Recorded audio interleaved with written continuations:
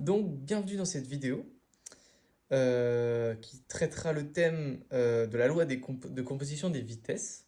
Voilà, donc une loi essentielle en physique quand on veut étudier des mouvements, ou quand on veut étudier des mouvements qui se passent à travers différents référentiels, voilà, qui peuvent être en mouvement par rapport, enfin, les uns par rapport aux autres, soit en translation, en rotation ou même pas en mouvement. Voilà, c'est donc une loi qu'on va utiliser quand on aura différents référentiels. Donc en premier, on verra les changements de référentiel, voilà, RR' par exemple, pour passer ensuite par toutes les étapes qui nous mèneront à cette loi, cette fameuse loi de composition des vitesses, comme on l'appelle. On verra par la suite, je posterai une autre vidéo dans quelques jours, qui traitera le sujet de la loi de composition des accélérations. Voilà, donc on suivra ce chemin-là. Très bien, donc en premier, on va commencer par poser un autre référentiel. Voilà, on sait qu'on a l'habitude de travailler avec notre bon vieux référentiel cartésien UXY, UXY, UZ, comme on le connaît si bien. Voilà, donc deux centres O. Et on va pouvoir poser, donc où on veut, un autre référentiel, par exemple ici, deux centres cette fois-ci O', dont les vecteurs de base seront alors dirigés euh, dans d'autres sens. Voilà. Qu'on va appeler UX', UZ' et UY'. De ce fait, on veut souvent étudier un mouvement par rapport à un point. Ici, ici par exemple le point M. Voilà, qu'on va pouvoir noter ici.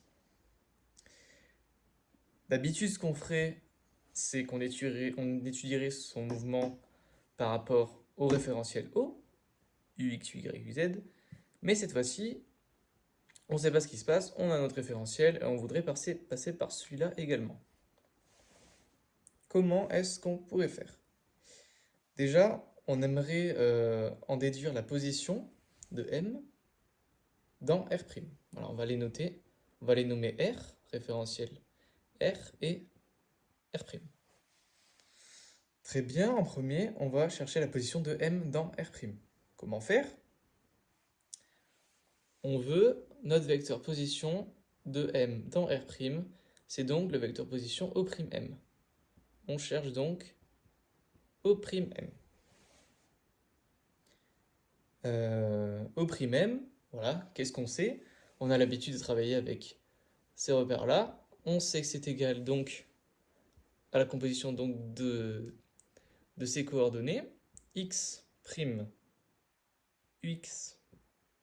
plus y', uy', somme des coordonnées, plus z', uz'. Donc dans ce référentiel. Très bien. Donc on peut voir qu'a priori R' est en déplacement dans R par rapport à ce référentiel-là. Donc x', y', z', donc x', y', z' dépendent de t. Mais aussi, on sait que ux', uy' et uz' dépendent de t par rapport à r, parce qu'ils sont en mouvement par rapport à r. X', y', z' dépendent de t par rapport à r', et les vecteurs de base unitaires de r' dépendent donc de t par rapport à r, parce qu'ils sont en mouvement. Très bien.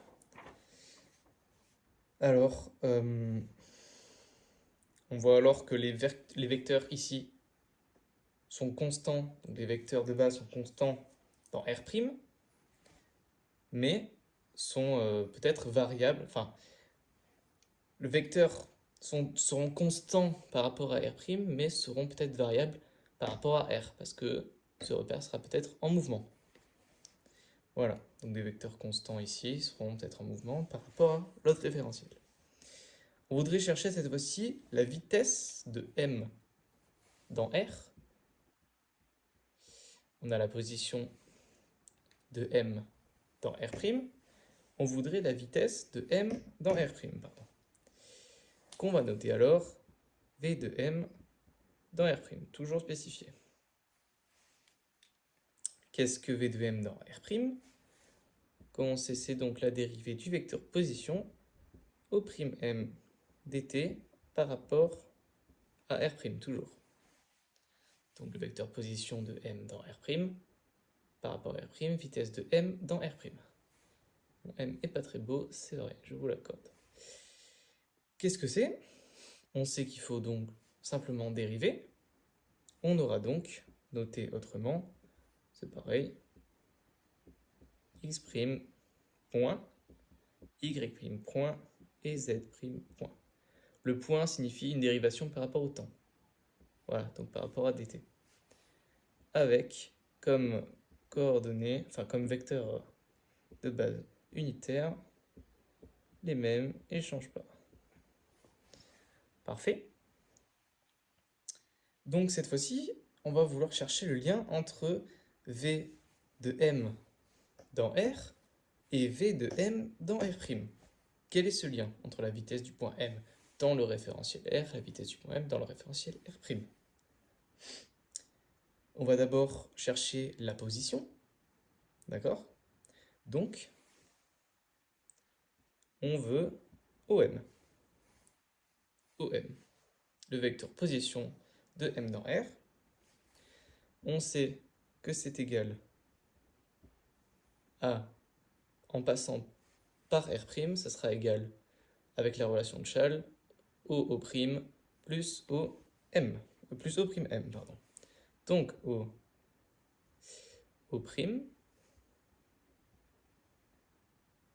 plus O'M. Voilà, simple relation de Chasles. Jusque-là, tout va bien.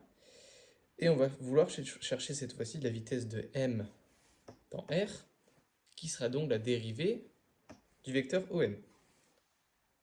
On a donc v de m dans R, comme on vient de le dire, est la dérivée du vecteur position, v de m, d de OM, donc du vecteur position par rapport au référentiel R.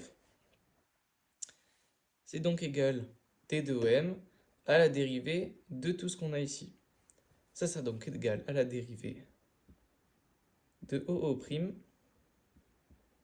par rapport à R plus la dérivée de O'M par rapport à R encore. Très bien. Qu'est-ce qu'on reconnaît? On reconnaît que la dérivée de OO', ça sera donc la vitesse de O' dans R. C'est comme si ici on avait notre point M, la dérivée de la position du vecteur OM, ça sera donc la vitesse de M dans R.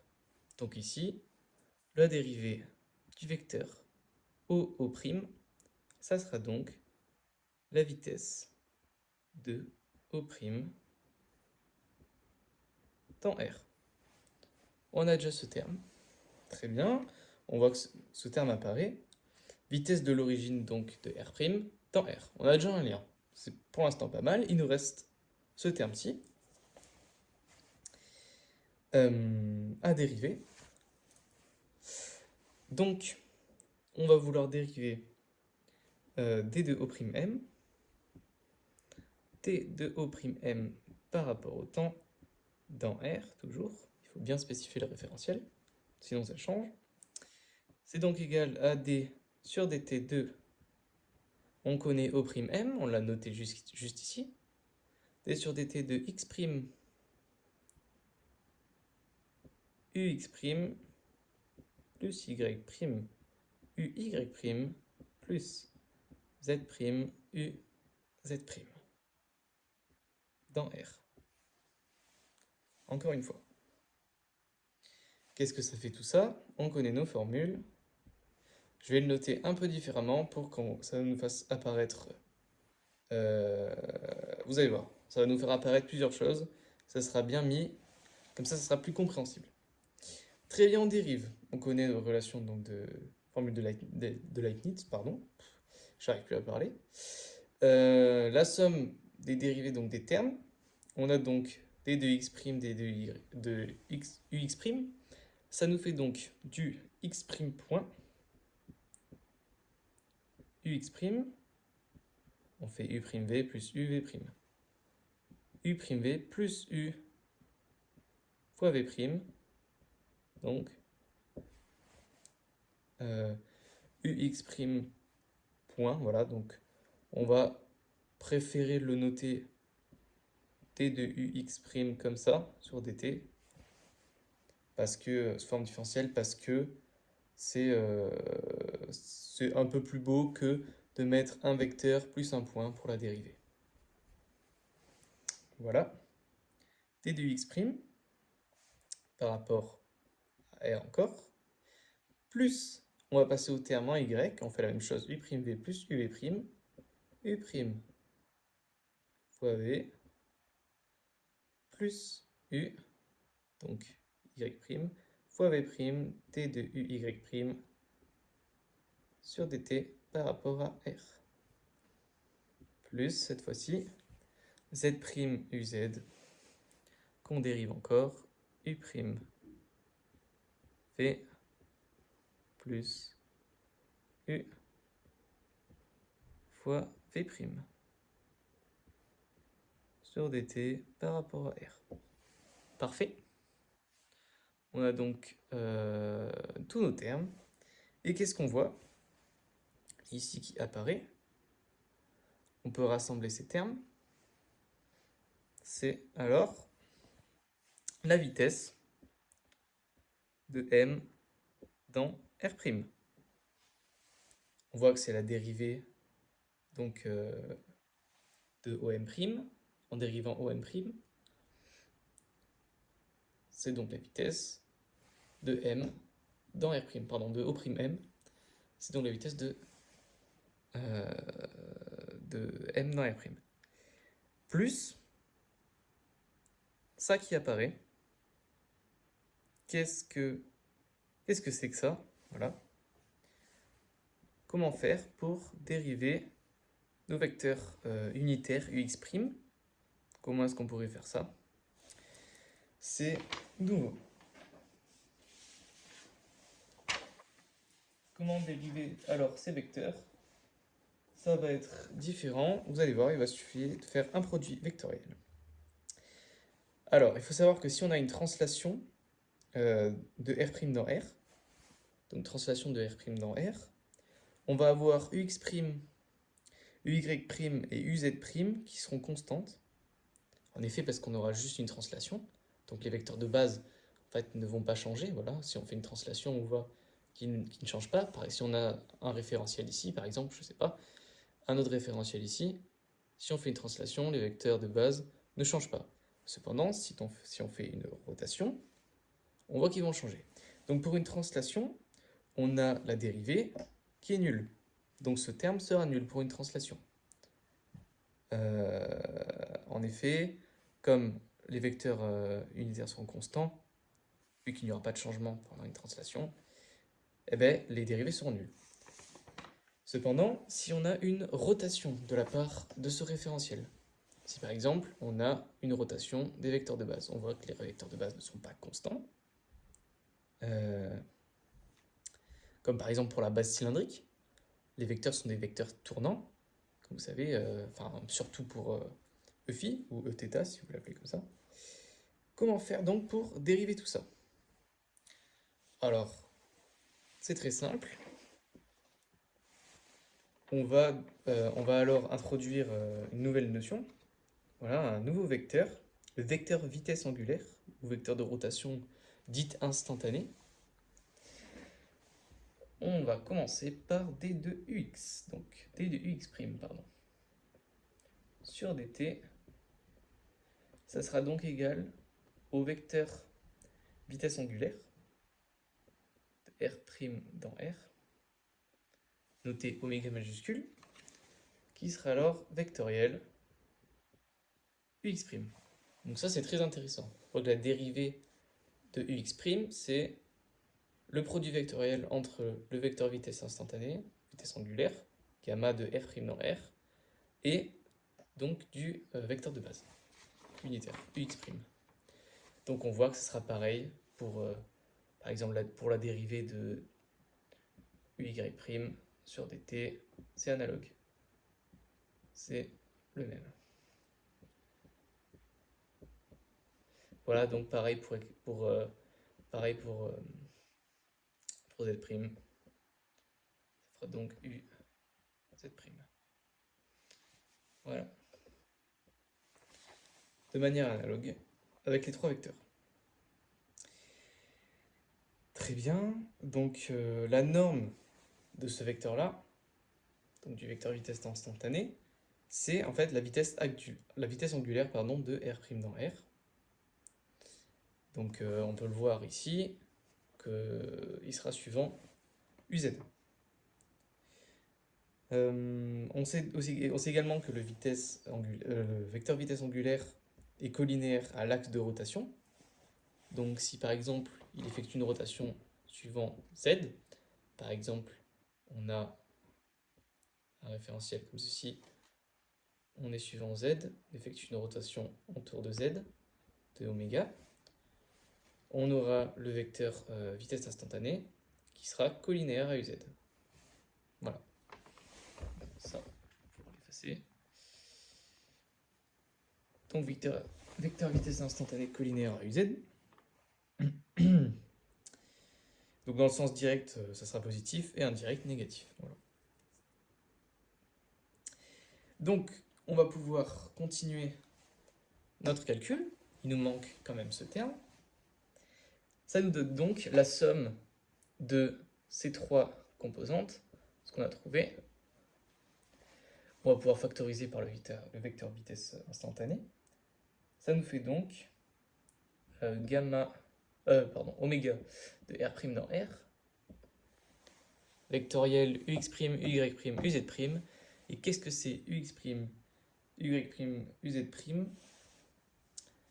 fois également x', y', z'. Ça nous fait donc OM'. O'M, pardon. O'M. Voilà. Parce qu'on voit qu'on a ici x' fois cette dérivée. Ça nous fera donc du x' fois le vecteur vitesse instantanée vectoriel ux'. Si on factorise par le vecteur vitesse instantanée, on aura donc du oméga r' dans R, entre parenthèses, x' fois ux', plus y' fois uy', plus z' fois uz'. Et on sait que ça, c'est O'M, c'est la position de M dans le référentiel R'. Voilà, et si on note tout ça convenable blanc, avec tout ce qu'on a trouvé, ce qu'on cherchait, c'est la vitesse V de M dans R. V de M dans R, qu'est-ce que c'est? La vitesse du point M dans R, en lien avec R'. Ça sera donc la vitesse V de M dans R', qu'on a trouvé. V de M dans R',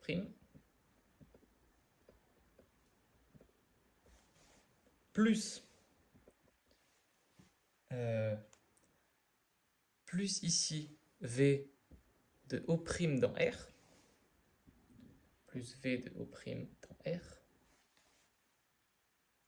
plus également le dernier terme qu'on a trouvé ici, juste ici, plus gamma, vecteur vitesse instantanée de R' dans R, vectoriel O'M. Et on a alors une relation ici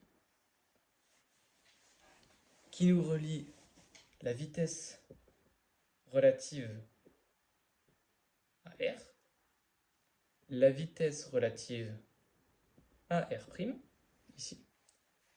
Et donc tout ce terme-là,